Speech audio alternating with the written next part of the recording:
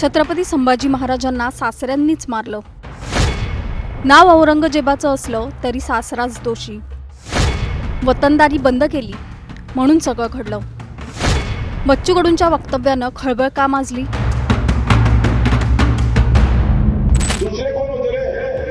त्या वतनदारीतून गुलामशाही चालायची, आदिलशाही चालायची, निजामशाही चालायची, पण ही वतनदारी बंद केली म्हणूनच तर संभाजीराजा सासऱ्याकडून मारला गेला रे। नाव औरंगजेबाचं जरी असलं तरी सासरा किती कारणीभूत आहे शोधाल का कारणीभूत आहे? राजा कसा असला पाहिजे? राजा असा असला पाहिजे मरण पंचायला तयार झाला, पण वतन मध्ये सासऱ्याने दिलं नाही, हे मोठेपण लक्षात। हे वक्तव्य आहे प्रहार जनशक्ती पक्षाचे अध्यक्ष आणि आमदार बच्चू कडू यांचं, ज्यांनी इतिहास उकरून काढलाय। छत्रपती संभाजी महाराजांच्या मृत्यूला औरंगजेबापेक्षा त्यांच्या सासऱ्यांना जास्त दोषी धरले आणि वतनदारीवर सरकार कशी चालतात हे सांगितलं। त्यामुळेच प्रश्न तयार होतो, खरंच संभाजी महाराजांना त्यांच्या सासऱ्यांनी मारलं? औरंगजेबापेक्षा घरातलेच जास्त दोषी होते आणि वतनदारीवर खरंच आदिलशाही, कुतुबशाही आणि मुघलशाही चालत होती आणि त्याला आड आल्यानंतर संभाजी महाराजांना संपवलं गेलं? या सगळ्या प्रश्नांची उत्तरं आपण या व्हिडिओतून घेणार आहोत, त्यामुळे हा व्हिडिओ शेवटपर्यंत पाहत राहा। दुसरे कोण होते रे? त्या वतनदारीतून गुलामशाही चालायची, आदिलशाही चालायची, निजामशाही चालायची, पण ही वतनदारी बंद केली म्हणूनच तर संभाजीराजा सासऱ्याकडून मारला गेला रे। नाव औरंगजेबाचं जरी असलं तरी सासरा किती कारणीभूत आहे शोधाल का कारणीभूत आहे? राजा कसा असला पाहिजे? राजा असा असला पाहिजे मरण पंचायला तयार झाला, पण वतन मध्ये सासऱ्याने दिलं नाही, हे मोठेपण लक्षात। प्रहार जनशक्ती पक्षाचे आमदार बच्चू कडू यांच्या विधानामुळे इतिहास पुन्हा एकदा चर्चेत आलाय।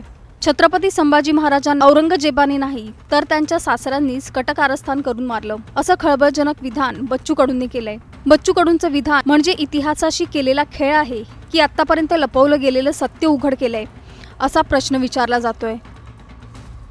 महाराष्ट्राच्या इतिहासात संभाजी महाराज म्हणजे शौर्याचं प्रतीक असं समीकरण आहे। औरंगजेबाला कडवी झुंज देणारा योद्धा अशी छत्रपती संभाजी महाराजांची ओळख आहे। पण नाव औरंगजेबाचं असलं तरी संभाजी महाराजांच्या छळाला सासरचं घरच जबाबदार असल्याचा दावा बच्चू कडूंनी केलाय। संभाजी महाराजांनी वतनदारी बंद केली आणि म्हणूनच सत्ताधारी घराणी त्यांच्यावर संतापली, असं बच्चू कडूंचं म्हणणं आहे। पण याचा अर्थ सासरचं घरच जबाबदार होतं का? संभाजी महाराजांना औरंगजेबाच्या दरबारात पकडलं गेलं आणि त्यांच्यावर अमानवी अत्याचार करून ठार मारलं गेलं, असं इतिहासकारांचं म्हणणं आहे। मग बच्चू कडूंचं विधान नेमकं कोणत्या आधारावर आहे असा सवाल केला जातोय।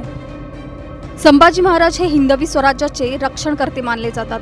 त्यांच्या मृत्यूमागे औरंगजेबाची क्रूरता होती असं इतिहासकार सांगतात। सासरचा संबंध असला तरी त्यांना दोष देणं म्हणजे इतिहासाचं विकृतीकरण केल्याचा आरोप केला जातोय। संभाजी महाराज यांचे सासरे कोण होते हे जाणून घेऊया। संभाजी महाराजांचे सासरे पिलाजी शिर्के होते। पिलाजी शिर्के हे मराठा सरदार होते आणि पिलाजी शिर्के यांच्या कन्या येसुबाई यांच्याशी संभाजी महाराजांचा विवाह झाला होता। पिलाजी शिर्के हे मराठा साम्राज्यात एक महत्त्वाचे सरदार होते। येसुबाई यांचा विवाह संभाजी महाराजांशी झाल्यामुळे त्यांचे छत्रपती शिवाजी महाराजांशी आणि नंतर संभाजी महाराजांशी जवळचे संबंध निर्माण झाले होते।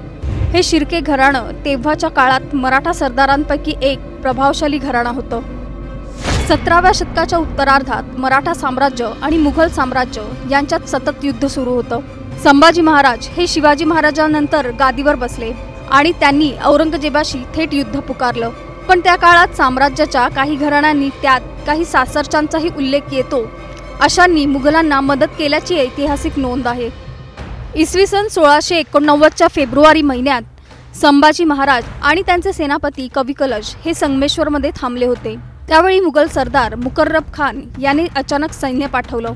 संभाजी महाराजांची फौज थोडी असल्याने ते वेड्यात सापडले। या संपूर्ण कारवाईत गणोजी शिर्के आणि काका बारामतीकर यांनी मुघलांना गुप्त माहिती दिली असा ऐतिहासिक उल्लेख काही कागदपत्रात आहे। संभाजी महाराज आणि कवी कलश यांना औरंगजेबाच्या दरबारात म्हणजेच तुळापूरला नेण्यात आलं। त्यांना धर्मांतराचा प्रस्ताव देण्यात आला, पण संभाजी महाराज आणि कवी कलश यांनी धर्मांतराला नकार दिला। दोघांनाही क्रूर अत्याचार करून ठार मारण्यात आलं।